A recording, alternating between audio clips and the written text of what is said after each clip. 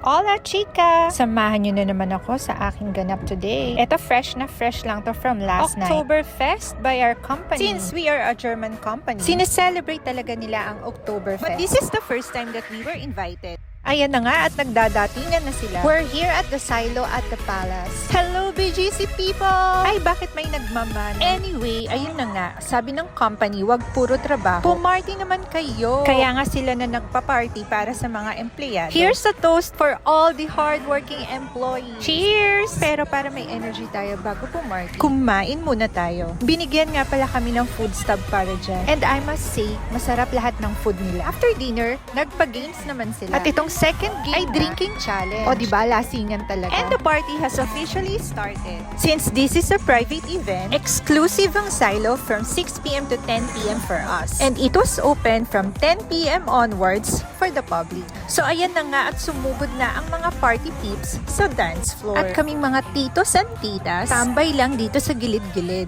We were given food stub with 2 beers. And then the bar was open for only cocktails. At yung mga hindi umiinom, binigay na lang namin yung mga stub sa iba. Anyway, nag-enjoy naman ang lahat dahil only iced tea din naman kami. At eto na nga ang mga dance show na feeling ko magte-trending sa Monday. Pati mga bosses namin ay napasayaw na rin. Music was great. Wala nga lang live DJ. Feeling ko 10 p.m. onwards pa yon. But ayun na nga, masayang masaya pa rin ang lahat. Pumarty-party na nga dahil weekend naman bukas. At yung mga iba nga sa amin ay first time ma-experience ng ganitong bar. Deserve nga namin talaga lahat. Pag-enjoy paminsan-minsan. So we were reminded, don't drink and drive.